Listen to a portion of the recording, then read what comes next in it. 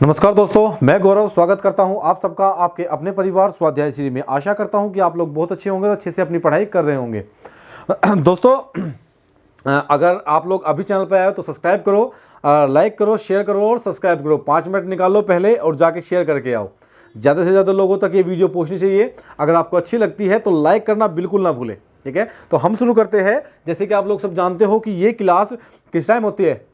ये क्लास शाम को 7 बजे होती है। किस टाइम होती है? शाम को 8 बजे होती है। सॉरी, शाम को 8 बजे ये क्लास होती है रोज़ डेली।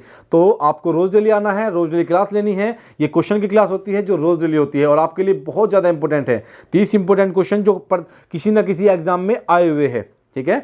जो किसी ना किसी एग्जाम में आए हुए हैं, आप लोग उसे सर्च कर सकते हो और देख सकते हो कि पहला क्वेश्चन ही किसी ना किसी एग्जाम में आया हुआ होगा। 30 में से कोई भी क्वेश्चन ऐसा नहीं है जो किसी भी एग्जाम में नहीं आया। तो ये सभी के सभी प्रीवियस ईयर क्वेश्चन का सेट है, ठीक है ना। प्रीवियस ईयर क्वेश्चन के सेट है बिल्कुल। और आपको इससे बाहर कुछ भी ऐसा नहीं है कि इससे बाहर कुछ नहीं जाएगा, लेकिन बहुत ज़्यादा हेल्प मिलेगी आपको, बहुत ज़्यादा, ठीक है। तो यूपी पुलिस कांस्टेबल और यूपी लेखपाल और अदर वो एग्जाम जहां पे हिंदी आती है, उन सभी के लिए बहुत ज़्यादा इंपॉर्टेंट क्लास है। शाम को 8 बजे आना न भूले, ठीक है। तो आइए शुरू करते हैं आज का पहला क्वेश्चन। और पहला क्वेश्चन क्या कहता है? पहला क्वेश्चन कहता है कि बोध शब्द का समानार्थी शब्द इनमें से कौन सा है? बताइए, बोध शब्द का समानार्थी शब्द इनमें से कौन सा है? शांत, विस्मृति, बोझ और अनुभूति। कौन सा है? शांत, विस्मृति, बोझ और अनुभूति। कौन सा शब्द इसमें से आपका बोध शब्द का समानार्थी है? क्या शांत होना, स्मृति, बोझ, अनुभूति? लेकिन बोध शब्द का जो समानार्थी होता है, आप लोग बताइए ए, बी, सी या फिर डी। कमेंट करिए और आंसर दीजिए अच्छे से। तो आंसर होगा अनुभूति। क्या होगा? आंसर होगा आपका अनुभूति, बोध करना, बोध, अनुभूति, ठीक है। बोध का जो अर्थ होता है वो होता है ज्ञान, अनुभूति, आपका जानकारी। ये सभी बोध के समानार्थी शब्द होते हैं। क्या होते हैं? ज्ञान, जानकारी, ठीक है, जानकारी, ठीक है। क्या होते हैं? बोध के जो समानार्थी है वो है आपका ज्ञान और जानकारी, ठीक है ना। मैं लिख देता हूं। मैंने जब 7 बजे बोल दिया था, ये क्लास हर रोज शाम को 8 PM पर होती है और इससे पहले 7 PM पर आपकी जो मैम की क्लास होगी स्टैटिक जीके की, कोशिश करेंगे कि वो 7 PM पर लेके आए, नहीं तो जो सूटेबल टाइम होगा वो कोशिश करेंगे। जल्दी ही आपकी स्टैटिक जीके की क्लास आने वाली है, ठीक है। तो अभी शुरू करते हैं और कोशिश करेंगे कि जल्दी ही आपके लिए विशेषकर उत्तराखंड की कोई क्लास लाई जाए, ठीक है। कोशिश करेंगे कि जल्दी से आपके लिए कोई उत्तराखंड की क्लास लाई जाए और जल्दी ही कोशिश करेंगे, ठीक है। तो अभी ध्यान दीजिए आप, रात को 8 बजे ये क्लास होती है, ठीक है। तो बोध शब्द का समानार्थी क्या हुआ? ज्ञान हुआ, जानकारी हुआ और अनुभूति। तो ऑप्शन नंबर डी इसका राइट आंसर हो जाता है। क्वेश्चन नंबर 2 पर देखते हैं। क्वेश्चन नंबर 2 क्या कहता है? क्वेश्चन नंबर 2 आपका कहता है निम्नलिखित का समानार्थी कौन सा नहीं है? निम्नलिखित का समानार्थी कौन सा नहीं है, या कह सकते हैं कि भाव का समानार्थी कौन सा नहीं है। याद रखना क्या पूछा है? नहीं है, अर्थात इसमें से 3 इसके समानार्थी है और 3 इसके समानार्थी नहीं है। तो भाव का समानार्थी क्या नहीं है? ए भवन, दर, विचार या अभिप्राय। कौन सा इसका समानार्थी नहीं है? ऑप्शन नंबर ए, बी, सी या फिर डी। कमेंट करिए। आपके पास कमेंट का ऑप्शन है, लाइव कमेंट का ऑप्शन आपके पास आया हुआ है। आप लोग लाइव कमेंट करिए और आंसर दीजिए। मैं आपके आंसर देख रहा हूं, ए, बी, सी या फिर डी। तो क्या होगा, क्या नहीं है? तो भाव के पहले हम देख लेते हैं कि इसके समानार्थी कौन कौन से होते हैं। मैं कुछ एक्स्ट्रा आपको बता देता हूं। एक्स्ट्रा होते हैं कीमत, अभिप्राय, विचार और दर। क्या हो गए? कीमत, अभिप्राय, विचार और दर। ये सभी भाव के पर्यायवाची है, ठीक है ना। कौन सा? दर। लेकिन ऑप्शन नंबर ए भवन इसका पर्यायवाची नहीं होगा। क्या भवन भी कभी भाव का पर्यायवाची हो सकता है या समानार्थी हो सकता है? नहीं। तो ऑप्शन नंबर ए इसका राइट आंसर हो जाएगा। क्या? Option number A. अब देखते हैं क्वेश्चन नंबर 3 को। हम लोग देखते हैं दिए गए विकल्पों में से समानार्थी शब्द कौन सा है। दिए गए विकल्पों में से भाल का, किसका? भाल का समानार्थी शब्द कौन सा है? कौन सा भाल का समानार्थी शब्द है? मस्तक, प्रलय, उन्नत, भाला। इनमें से कौन सा आपका भाल का समानार्थी शब्द है? आंसर दीजिए, जल्दी आंसर दीजिए और बताइए ए, बी, सी या फिर डी। इनमें से कौन सा भाल का समानार्थी होगा? बताइए। देखिए भाल का जो अर्थ होता है वो होता है माथा। आप कहोगे माथा क्या होता है, ठीक है, देखिए अभी क्या होता है समझ जाएंगे। ललाट, क्या होता है, ललाट। अगर बात करूं मस्तक, क्या होते हैं, ये सभी भाल के समानार्थी शब्द है। तो कौन सा है, मस्तक। ऑप्शन नंबर ए इसका राइट आंसर हो जाएगा। क्या, ऑप्शन नंबर ए इसका राइट आंसर हो जाएगा। ठीक है, क्वेश्चन नंबर 4 की बात करते हैं। अध का विलोम क्या होगा, बताइए। अध का, ये अध है, यहाँ पे अघ नहीं है, ये अध है। ठीक है, ये जो है यहाँ पे ध है। तो अध का विलोम क्या होगा, बताइए। अध का विलोम क्या होगा। ऑप्शन नंबर ए पूर्ण, बी समाप्त, सी रात, राति, रति, रति क्या लिखा है, रति लिखा हुआ है, रति, रति, और डी खत्म। इनमें से कौन सा आपका किसका विलोम है, अध का विलोम है। तो अध का पहले आपको अर्थ पता होना चाहिए कि अध का जो अर्थ होता है वो क्या होता है। क्या होता है अध का अर्थ, अध का जो अर्थ होता है वो होता है आधा। क्या होता है, अध का जो अर्थ है वो है आधा। क्या है, आधा। तो आधे का विलोम क्या होगा, पूर्ण होगा। तो ऑप्शन नंबर ए इसका राइट आंसर हो जाएगा। क्या हो जाएगा, ऑप्शन नंबर ए। ये सभी क्वेश्चन किसी ना किसी परीक्षा में आए हुए हैं। आप लोग किसी भी क्वेश्चन को सर्च करोगे तो आपको बता देगा कि किस परीक्षा में ये क्वेश्चन आए हुए हैं। सारे के सारे प्रीवियस ईयर क्वेश्चन ही है ये, ठीक है ना। ये आपकी जो क्लास होती है वो पहले किसी भी एग्जाम में आए हुए सभी क्वेश्चन की क्लास होती है, ठीक है ना। तो ये बहुत इंपॉर्टेंट है, आपका अभ्यास बढ़ेगा इससे। अगर आप रोज रेगुलर इस क्लास में जुड़ते हो तो आपको इससे बहुत सारा फायदा होगा, क्योंकि आप जो तैयारी कर रहे हो उसके पता चलेगा कि आप तैयारी सही कर रहे हो या नहीं कर रहे हो। ठीक है, क्वेश्चन नंबर 5 की बात करते हैं। अग्रज का सही विलोम क्या होगा, बताइए। अग्रज का विलोम शब्द क्या होगा, अग्रज का विलोम शब्द क्या होगा। ए अनुज, लघु, छोटा, सूक्ष्म। अग्रज का विलोम शब्द क्या होगा, अग्रज का विलोम शब्द क्या होगा। अग्रज का ऑप्शन नंबर ए, बी, सी या फिर डी, कमेंट करिए और बताइए क्या होगा अग्रज का विलोम। अग्रज का जो अर्थ होता है वो होता है आगे जन्मा हुआ या पहले जन्मा हुआ। पहले जन्मा हुआ, जन्मा हुआ, अर्थात जिसका जन्म पहले हुआ है उसे क्या कहते हैं, अग्रज कहते हैं। अर्थात बड़ा भाई जिसका जन्म पहले हुआ है उसे अग्रज बोलते हैं, और जिसका जन्म पीछे हुआ है अर्थात छोटा भाई उसे क्या बोलते हैं, उसे अनुज बोलते हैं। क्या बोलते हैं, अनुज। वैसे भी आप लोगों ने सुना होगा रामायण में, महाभारत में विशेषकर इन शब्दों का प्रयोग किया जाता है कि मेरे अनुज को बुला दो, है ना, कि मेरे अनुज को बुला के लाओ, मुझे उनसे बात करनी है, मुझे उससे बात करनी है। मेरे अनुज, मेरा अनुज कहाँ पे गया। तो अनुज का अर्थ होता है छोटा भाई, और अग्रज का अर्थ होता है जिसका जन्म पहले हुआ है, या अर्थात बड़ा भाई जिसको जो हमसे पहले जन्म ले चुका है उसे बोलते हैं अग्रज। ठीक है ना। तो क्वेश्चन नंबर 6 की बात करते हैं। क्वेश्चन नंबर 6 कहता है निम्नलिखित में से अमृत का विलोम क्या होगा, बताइए। निम्नलिखित में से अमृत का विलोम क्या होगा, बताइए। को बहुत आसान क्वेश्चन है, ए, बी, सी या फिर डी, कोई भी आंसर दे देगा। क्या अमर होगा, अमृत्य होगा, विश्व होगा या फिर विष होगा, बताइए। इनमें से कौन सा अमृत का पर्यायवाची होगा। तो अमृत का विलोम होगा, सॉरी, अमृत का विलोम क्या होगा, अमृत का विलोम होगा आपका विष। वैसे अमृत का पर्यायवाची की अगर बात करता हूं तो सुधा। क्या होता है, सुधा।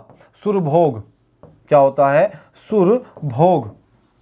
सुरभोग भी अमृत का ही पर्यायवाची होता है। सुधा हुआ, सुरभोग हुआ, अम्य हुआ, अम्य हुआ, अमृत हुआ, ये सभी क्या है, ये सभी आपके अमृत के पर्यायवाची है। लेकिन यहाँ से हमसे क्या पूछा है, विलोम शब्द पूछा है। विलोम हुआ क्या इसका, विष। तो अमृत का जो पर्यायवाची होगा वो होगा विष। तो क्वेश्चन नंबर 7 क्या कहता है, क्वेश्चन नंबर 7 कहता है भाषा है, बताइए। भाषा क्या है। सबसे पहले जब मैंने पढ़ाना आपको चैप्टर जो मैंने भाषा शुरू किया था उसमें मैंने आपको ये पढ़ाया था कि भाषा क्या है, भाषा क्या है। और ये देखो क्वेश्चन, सेम यही क्वेश्चन एग्जाम में आया हुआ है। भाषा है, सेम यही लाइन लिखी हुई थी एग्जाम में, भाषा है। ऑप्शन से पहचानना था, अर्जित संपत्ति है, उत्तराधिकार में प्राप्त संपत्ति है, ईश्वर द्वारा प्रदत्त संपत्ति है, या सहजात योग्यता है। बताइए इनमें से कौन सा, ए, बी, सी या फिर डी। कमेंट करिए और आंसर दीजिए, क्योंकि अगर आप कमेंट करते हो तो आपके कमेंट करने का ये फायदा होता है, अगर आपको क्वेश्चन आता है तो आपका रिवीजन होता है, अगर नहीं आता तो आप याद करते हो। गलती करने पर जब आपको सही आंसर मिलता है तो आप उसे नहीं भूलते। तो ऑप्शन नंबर ए, बी, सी या डी। मैंने आपको बताया था कि भाषा को हम कभी भी, हमें पैतृक संपत्ति नहीं होती या हमें उत्तराधिकार में प्राप्त नहीं होती। अगर ईश्वर की बात करूं, ईश्वर प्रदत्त संपत्ति, क्या ईश्वर हमें भाषा देता है, नहीं। ईश्वर हमें किसी प्रकार की कोई भाषा नहीं देते, ना वो कहते कि आप हिंदी बोलो, इंग्लिश बोलो या कोई सी भाषा वो नहीं देते, क्योंकि ईश्वर ऐसे भी तो लोग हैं जो बोलते नहीं है ना। तो ईश्वर तो उन्हें भी जन्म देते हैं जो बोलते नहीं है, और वो भी ईश्वर के द्वारा ही उत्पन्न किए जाते हैं, जैसे पशु पक्षी होते हैं। तो भाषा जो है ना पैतृक संपत्ति है, ना हम भाषा को किसी भी तरीके से मतलब हमें यह मतलब जैसे माता पिता ने हमें दे दी है ना, पैतृक संपत्ति हुई, लेकिन भाषा को हम अर्जित कर सकते हैं अपनी मेहनत के द्वारा। तो भाषा कैसी है? भाषा अर्जित संपत्ति है। ऑप्शन नंबर ए इसका राइट आंसर हो जाएगा। तो क्वेश्चन नंबर 8 की बात करते हैं, निम्न में से किस धातु से भाषा बनी है? सेम वही क्वेश्चन जो मैंने आपको पढ़ाया था, क्योंकि आप लोग सोचते हो कि जो आपको पढ़ाया जाता है वो वेस्ट है, लेकिन मैं हमेशा बोलता हूं कि आपको यहाँ पे लिखा गया या यहाँ पे बोला गया हर एक लाइन या शब्द इंपॉर्टेंट होता है। बस आप लोगों को उसे जानना होगा, समझना होगा, बेवजह कि आपको कुछ नहीं पढ़ाया जाता। देखिए, भाषा निम्न में से किस धातु से भाषा बनी है? भाषा शब्द किस धातु से बना है? क्वेश्चन ये मान लीजिए आप, मैंने आपको यही क्वेश्चन पढ़ाया है कि भाषा शब्द किस धातु से बना है। बताइए, भाषा शब्द भाग धातु से, भाष धातु से, वाक धातु से या बटु धातु से? बताइए किससे भाषा शब्द बना है? बताइए ए, बी या सी, इनमें से कौन सा राइट आंसर होगा? कमेंट करिए और आंसर दीजिए। आपके कमेंट चेक हो रही है, ए, बी, सी या फिर डी। तो आपका राइट आंसर हो जाएगा भाष धातु से। मैंने कहा था कि भाषा शब्द संस्कृत की भाष धातु से बना है, जिसका अर्थ होता है बोलना या कहना। क्या होता है? बोलना या कहना, बोलना या कहना। तो भाषा शब्द संस्कृत की भाष धातु से बना है, जिसका अर्थ होता है बोलना या फिर कहना। भाषा वह साधन है जिसके द्वारा हम अपने मन के विचारों को एक दूसरे को समझाते हैं, या किसी के मन के विचारों को हम समझ सकते हैं। उसे क्या कहते हैं? भाषा कहते हैं। जैसे मैं अपनी बात आपको कह रहा हूं भाषा के द्वारा, यह भाषा क्या है? मैं एक मौखिक भाषा का प्रयोग कर रहा हूं, लेकिन जैसे ही मैं बोर्ड पे लिख देता हूं तो कैसी लिखित भाषा का मैं प्रयोग कर रहा हूं, जिसमें मैं हिंदी का प्रयोग करता हूं। और मेरी लिपि क्या है? मैं देवनागरी लिपि में इसको लिख रहा हूं। लिपि होती है लिखने का एक ढंग, एक तरीका, ठीक है ना। अब मैंने कितना मतलब डिटेल में सब कुछ बता दिया, टाइम की बाउंडिंग है, नहीं बहुत कुछ बताऊं आपको, तो वो आपके हाथ में है कि कब हमें आप लोग लाइव लेके आओ। आप लोग की जितनी जल्दी हमें सपोर्ट मिलेगी, जितनी ज़्यादा से ज़्यादा, क्योंकि आपके द्वारा ही तो हम लाइव ला जा सकते हैं। और आप समझते हो, समझदार हो आप लोग। कुछ क्वेश्चन इसमें मैंने आज डाइट के डाले हैं क्वेश्चन, कुछ मैंने इसमें डाइट होते हैं डाइट जो आपके जहाँ पे आप बीटीसी करते हो वहाँ पे क्वेश्चन आए हुए हैं, मैंने वे क्वेश्चन डाले हुए हैं, तो थोड़े से अलग हो जाते हैं हमारे सिलेबस से, लेकिन मैंने फिर भी डाल दिए कि आपको जानकारी होनी चाहिए, ठीक है ना, कि आपको जानकारी होनी चाहिए। जैसे किस देश में हिंदी भाषा का प्रयोग लिखने व बोलने में किया जाता है? बताइए, क्वेश्चन नंबर 9 का आंसर क्या हो जाएगा? वह कौन सा देश है जहाँ पर हिंदी का प्रयोग लिखने और बोलने में किया जाता है? बताइए, क्या वह ऑस्ट्रेलिया है, दक्षिण अमेरिका है, पाकिस्तान है या फिर मॉरिशस है? बताइए किस देश में हिंदी भाषा का प्रयोग लिखने व बोलने में किया जाता है? अब आप लोग बोलोगे कि सर पाकिस्तान है, मुझे पता है कुछ लोग पाकिस्तान सी आंसर दे रहे हैं, लेकिन ऐसा नहीं है। पाकिस्तान की जो भाषा है वो उर्दू है। कौन सी? उर्दू है। हाँ, वो हिंदी का प्रयोग करते हैं, लेकिन उनकी भाषा उर्दू है, लेकिन ठीक है ना। तो इसे तो सबसे पहले काट दीजिए, क्योंकि आंसर ये नहीं है और ना आयोग ने इसे आंसर माना है। तो आंसर क्या हो जाएगा? आंसर हो जाएगा ऑप्शन नंबर डी, इसका राइट आंसर हो जाएगा मॉरिशस। क्योंकि मॉरिशस में बहुत ज़्यादा लोग इंडिया से गए हुए, इंडिया के रहने वाले लोग मॉरिशस में हैं। इंडिया से बहुत ज़्यादा जनसंख्या में लोग मॉरिशस में रहते हैं, तो वहाँ पर हिंदी को लिखने और बोलने में प्रयोग किया जाता है, ठीक है। तो क्वेश्चन नंबर 9 का आंसर हो जाएगा क्या? आपका डी। तो अब देखते हैं क्वेश्चन नंबर 10। आधुनिक भाषा विज्ञान का जनक कौन है? बताइए, आधुनिक भाषा विज्ञान का जनक कौन है? ये डाइट में आया हुआ क्वेश्चन है। ये जो आपके बीटीसी के एग्जाम होते हैं वहां पे आया हुआ ये क्वेश्चन है। तो क्या होगा? मैं डायरेक्ट इसका आंसर बता रहा हूं कि इसका आंसर हो जाएगा ऑप्शन नंबर सी, शोरशूर। इसका राइट आंसर हो जाएगा शोरशूर। राइट आंसर हो जाएगा ऑप्शन नंबर सी। ये डाइट में आया हुआ क्वेश्चन है, आपके एग्जाम में कभी नहीं पूछा जाएगा, क्योंकि ये उनके सिलेबस का क्वेश्चन है। आपके सिलेबस में ऐसा कोई चैप्टर नहीं है, ठीक है। तो क्वेश्चन नंबर 10 इसका राइट आंसर हो जाएगा। अब बात करते हैं क्वेश्चन नंबर 11 की। क्वेश्चन नंबर 11 क्या कहता है? क्वेश्चन नंबर 11 कहता है आपका कि भाषा विज्ञान की दृष्टि से प्रयत्न लाघव का क्या अर्थ है? सेम वही क्वेश्चन, ठीक है, कि भाषा विज्ञान की दृष्टि से पर्यटन लाघव का क्या अर्थ है। डायरेक्ट इसका आंसर बताऊंगा मैं आपको, क्योंकि ये आपके सिलेबस से बाहर है। उच्चारण की सुविधा क्या होती है? उच्चारण की सुविधा। इसका राइट आंसर हो जाएगा डी, ऑप्शन नंबर डी इसका राइट आंसर हो जाएगा। जनगणना 2011 कर लीजिए, इसे एक नहीं करते हम, इसे 11 करेंगे, क्योंकि ये क्वेश्चन आया हुआ था एग्जाम में और 11 में भी ये आंकड़ा नहीं बदला और नहीं बदलेगा इतनी जल्दी से, ठीक है। तो इसे 11 कर देता हूं मैं, अब 11 का क्वेश्चन कर देता हूं, एक में भी और 11 में भी। जो 11 एक में था वही 11 में है, ठीक है ना, तो एक में और 11 में दोनों में, ठीक है ना। तो 2011 के हिसाब से भारत में निम्नलिखित भाषाओं में सबसे अधिक बोली जाने वाली बोली कौन सी है? बताइए, भारत में सबसे अधिक बोली जाने वाली बोली कौन सी है? भारत में गुजराती सबसे ज़्यादा बोली जाती है, मराठी, बंगाली, तमिल। कुछ बच्चे इसमें बोलेंगे कि सर हिंदी सबसे ज़्यादा बोली जाती है, लेकिन मेरे बच्चे, मेरे दोस्त, मेरे भाई ऑप्शन में हिंदी नहीं दिया, तो क्या अपने पाप से हिंदी रख दोगे? नहीं रख सकते ना भाई। एग्जामिनर जो आपसे पूछना चाह रहा है आपको उसके अकॉर्डिंग आंसर देना है, ठीक है ना, आपको उसके अकॉर्डिंग आंसर देना है। ऐसा नहीं है कि आप कुछ भी बोल दोगे और कुछ भी चल जाएगा। हिंदी नहीं दिया तो इसका मतलब आंसर कुछ और होगा। अब देखिए, भारत में सबसे ज्यादा बोली जाने वाली भाषा है हिंदी। कौन सी? हिंदी भारत में सबसे ज्यादा बोली जाती है, लेकिन दूसरे नंबर पर बंगाली बोली जाती है। कौन सी?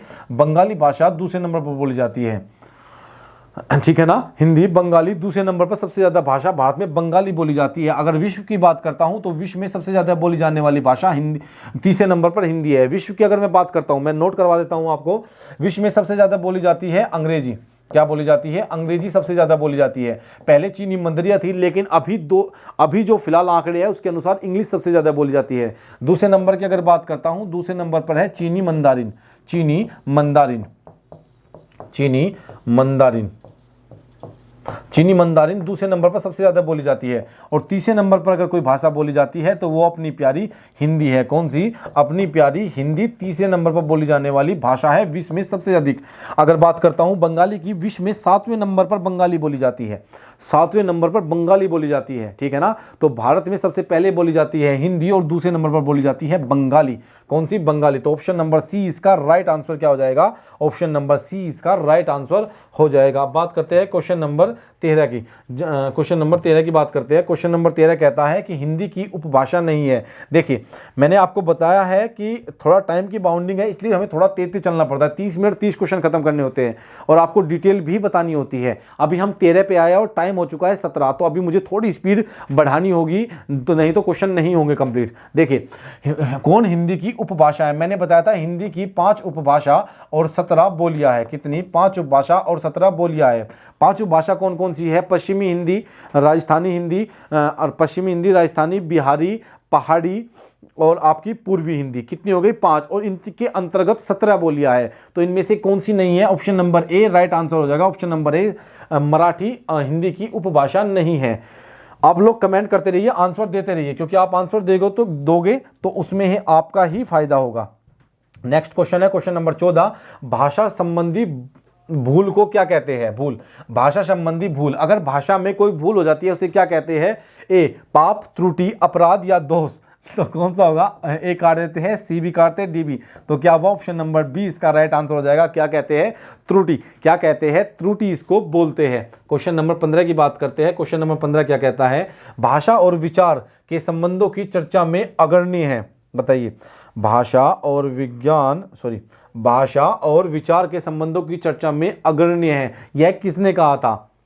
किसने कहा था बताइए। ये भी क्वेश्चन वही है आपके सिलेबस से बाहर। वाइगोल्स्की ने कहा था। किसने? वाइगोल्स्की। नाम इतने भयंकर है कि लेना भी थोड़ा कठिन हो जाता है। कठिन क्या, लिए नहीं जाते हमसे तो। अब हम कहाँ अंग्रेज हैं भाइयों, हम तो हिंदी वाले हैं, तो हिंदी पढ़ाते हैं। इतने भयंकर नाम लेना तो असंभव हो जाता है। भारतवर्ष के लिए हिंदी भाषा का नाम सबसे पहले किसने सुझाया था? बहुत इंपॉर्टेंट क्वेश्चन है कि भारतवर्ष के लिए हिंदी भाषा का नाम किसने सुझाया था? सबसे पहले किसने भारतवर्ष के लिए हिंदी भाषा का नाम सुझाया था? टीजीटी परीक्षा, आप पूछ रहे थे, टीजीटी परीक्षा 2010 में आया हुआ क्वेश्चन है, ठीक है। कब? 2010 में आया हुआ क्वेश्चन है, ठीक है। मैंने कहा था कि कोई भी क्वेश्चन ऐसा नहीं है जो बाहर से आएगा, सारे क्वेश्चन प्रीवियस ईयर क्वेश्चन से ही बने हुए हैं। सारे क्वेश्चन मैंने वहां से लिया है जो आपके एग्जाम में आए हुए हैं। सर्च करके देख सकते हो, कैमरे के सामने बोल रहा हूं, झूठ तो नहीं बोलूंगा, तो देख लीजिए, तो भारतवर्ष के लिए सबसे पहले हिंदी भाषा का नाम सबसे पहले किसने सुझाया था? देखिए ऑप्शन के अनुसार अगर बात करता हूं तो राजा राम मोहन इसका राइट आंसर हो जाएगा, क्योंकि ऑप्शन के अनुसार भी हमें चल रहा है। लेकिन अगर मैं आपको बताना चाहूं कि कैसे, तो उत्तर अगर मैं आपको बताना चाहूं कि ऐसा कब हुआ था, मतलब किसने इसके लिए सबसे पहले आपको ये सुझाया था। देखिए अगर बात करूं, ये जो प्रश्न आया हुआ था ये यूपी ट्रिपल एससी 2015 में भी आया हुआ क्वेश्चन है। यूपी ट्रिपल एससी 2 जगह ये क्वेश्चन आया है। यूपी ट्रिपल एससी 2015 कनिष्ठ सहायक, कहां पे? कनिष्ठ सहायक। अब देखिए आप लोग सर्च कर लीजिए, मुझे कोई दिक्कत नहीं है। ये देखिए कनिष्ठ सहायक में भी आया हुआ क्वेश्चन है 2015 में, और यूपी ट्रिपल एससी डेट ही मैंने बता दी है, 2015 में आया हुआ ये क्वेश्चन है कनिष्ठ सहायक यूपी ट्रिपल एससी। देख लीजिए इतना इंपॉर्टेंट क्वेश्चन है, इसलिए मैंने इसको इंपॉर्टेंट बताया था। अब देखिए भारतवर्ष के लिए सबसे पहले हिंदी का नाम सुझाने वाले थे राजा राम मोहन राय। ऑप्शन के अनुसार राइट आंसर हो जाएगा सी। लेकिन सबसे पहले ईश्वर चंद्र विद्यासागर और राजा राम मोहन राय दोनों ने, अगर आपके ऑप्शन में होता ईश्वर चंद्र विद्यासागर तो हम उन्हें प्राथमिकता देते। तो ईश्वर चंद्र विद्यासागर और राजा राम मोहन राय, सबसे पहले राजा राम मोहन राय ने, उसके बाद ईश्वर चंद्र विद्यासागर, तो दोनों ने राजा राम मोहन राय और प्लस ईश्वर चंद्र विद्यासागर, ठीक है, ईश्वर चंद्र विद्यासागर ने, दोनों ने क्या करा था? हिंदी को प्राथमिकता दी थी, हिंदी का नाम सुझाया था भारतवर्ष के लिए। तो ऑप्शन नंबर डी इसका राइट आंसर हो जाएगा। ठीक है, अगर बात करते हैं हम 17 की, तो हिंदी के स्पर्श व्यंजन के 5वें वर्ग के दूसरे और चौथे वर्ण को क्या कहते हैं? बताइए। हिंदी के 5वें और हिंदी के स्पर्श व्यंजन कौन से होते हैं? कैसे लेकर मैं तक सारे स्पर्श व्यंजन होते हैं, कितने? 25 होते हैं। स्पर्श व्यंजन के 5वें वर्ग के दूसरे और चौथे वर्ण को क्या कहते हैं? अल्पप्राण, महाप्राण, घोष, अघोष, क्या कहते हैं? बताइए। ऑप्शन नंबर क्या इसका राइट आंसर हो जाएगा? ऑप्शन नंबर बी इसका राइट आंसर हो जाएगा। क्या? महाप्राण इन्हें कहते हैं। क्या कहते हैं? महाप्राण इन्हें कहते हैं। आपको पता है बहुत अच्छे से, मैं बताना चाहता हूं लेकिन टाइम की बहुत ज्यादा कमी हो रही है आज, तो मैं बहुत पीछे हूं टाइम से। वैसे टाइम से सभी पीछे रहते हैं लेकिन फिर भी बहुत ज्यादा हुआ। तो निम्न में से कौन सा वर्ण अघोष है? बताइए अघोष कौन सा है? प्रत्येक व्यंजन वर्ग का कौन सा घोष होता है, कौन सा सघोष होता है? बहुत अच्छे से जानते हैं। अघोष होता है किसी भी व्यंजन वर्ग का पहला और दूसरा अघोष, और तीसरा, चौथा और पांचवा सघोष होते हैं। तो क्या होगा? पहला और दूसरा देख लीजिए। च पहला है, जय छह जय तीसरा है, जय छह जय जय आगे चला गया, और जय 2 में जय दे दिए, एक ही बात है, कोई बात नहीं है। ठीक है, तो पहला और दूसरा अघोष होते हैं और तीसरा, चौथा, पांचवा सघोष होते हैं। तो पहला कौन सा हुआ? च। तो च क्या है? ये अघोष है। ठीक है, क्वेश्चन नंबर 19 की बात करते हैं। क्वेश्चन नंबर 19 कहता है कि अघोष वर्ण कौन सा है? सेम वही उसी तरह से क्वेश्चन है लेकिन थोड़ा घुमा के आपसे पूछ लिया है। बताइए क्या होगा? ए होगा, जय होगा, है होगा या से होगा? प्रत्येक व्यंजन वर्ग का पहला और दूसरा अघोष और तीसरा, चौथा, पांचवा सघोष होते हैं, और से और है भी क्या होते हैं? अघोष होते हैं। क्या होते हैं? अघोष होते हैं। तो क्या हुआ आपका? क्या हुआ? अघोष। शय और शय क्या होते हैं? अघोष। तो शय इसका डी इसका राइट आंसर हो जाएगा। क्या? डी इसका राइट आंसर हो जाएगा। निम्न में से अघोष वर्ण कौन सा है? दोस्तों थोड़ी तेजी कर रहा हूं, उसके लिए मैं सच में बहुत बड़ा सॉरी बोल रहा हूं। अगर किसी को लगे कि मैं थोड़ा सा जल्दी कर रहा हूं या थोड़ा सा तेज बोल रहा हूं तो उसके लिए सॉरी, क्योंकि तेज मैं नहीं बोल रहा हूं, मुझे बोलना पड़ रहा है क्योंकि टाइम की जो बाउंडिंग हो रखी है, टाइम की बाउंडिंग है मेरे सामने, बहुत ज़्यादा मजबूर हूँ, नहीं तो बहुत सारा पढ़ाने का मन करता है आपको। निम्न में से अघोष वर्ण कौन सा है? मैंने बताया किसी भी व्यंजन वर्ग का पहला, दूसरा अघोष और तीसरा, चौथा, पांचवा सघोष होते हैं। तो पे किसी भी व्यंजन वर्ग का पहला है, तो क्या हुआ? किसी भी व्यंजन वर्ग का पहला अघोष होता है, तो आंसर हो जाएगा ए। इसका राइट आंसर क्या हो जाएगा? ए। अब बात करते हैं 21वें क्वेश्चन की। 21वां क्वेश्चन क्या कहता है? कौन सी ध्वनि महाप्राण नहीं है? अब देखिए महाप्राण ध्वनि कौन सी होती है? जिनके उच्चारण में अधिक हमारे गले में अधिक घर्षण होता है, या फिर अधिक हमारे मुख से अधिक सांस वायु निकलती है। देखिए का ख महाप्राण, चा का ख महाप्राण, गा घ क्या हुआ? महाप्राण। तो ये भी महाप्राण, ये भी महाप्राण। ठीक है, चा छ महाप्राण, जा महाप्राण नहीं है। ठीक है, जा झ महाप्राण। ठीक है, तो ऑप्शन नंबर सी इसका राइट आंसर हो जाएगा। क्या? ऑप्शन नंबर सी, ये आपका अल्पप्राण है, महाप्राण नहीं है। निम्न में से महाप्राण व्यंजन कौन सा है? बताइए। ऑप्शन नंबर ए, बी या सी, इनमें से कौन सा महाप्राण नहीं है? देखिए निम्न में से कौन सा महाप्राण व्यंजन कौन सा है? बताइए। ता अल्पप्राण, ता था, दा अल्पप्राण, ता था, दा धा और भा भा में अधिक वायु निकलती है, तो ऑप्शन नंबर सी इसका राइट आंसर हो जाएगा। क्या आपका सी, ऑप्शन नंबर सी इसका राइट आंसर हो जाएगा। क्या होगा? भा। ठीक है, अब बात करते हैं 23वें क्वेश्चन की। सभी महाप्राण वर्णों वाला समूह कौन सा है? बताइए, महाप्राण वाला समूह इनमें से कौन सा है? बहुत मन कर रहा है कि बहुत धीरे से पढ़ा लूं, लेकिन 30 मिनट होती है। प्लीज़ हमें लाइव लेकर आइए, प्लीज़ सपोर्ट करिए। आपकी सपोर्ट से ही हम कुछ कर सकते हैं। अगर आपकी सपोर्ट नहीं होगी तो हम सच में नहीं कर पाएंगे। आपकी सपोर्ट होगी तभी हम लाइव आ सकते हैं, और लाइव आप ही लेके हमें आ सकते हो। आज नहीं लगता कि मैं 30 क्वेश्चन करवा पाऊंगा, तो इसलिए थोड़ा सा मुझे पहले ही रुकना पड़ जाएगा। सभी महाप्राण वर्णों का समूह है, बताइए। खा, छा, टा, धा, चा, डा, मा, शा, धा। ये तो अल्पप्राण हो गया, तो ये तो होगा ही नहीं। ठीक है, अब बात करते हैं माँ, अल्पप्राण हो गया, ये भी नहीं होगा। अब बात करते हैं धा, ता, था, दा, धा, महाप्राण। ठीक है, चा अल्पप्राण हो गया, ये भी नहीं होगा, तो ये भी कट गया। तो बचा क्या?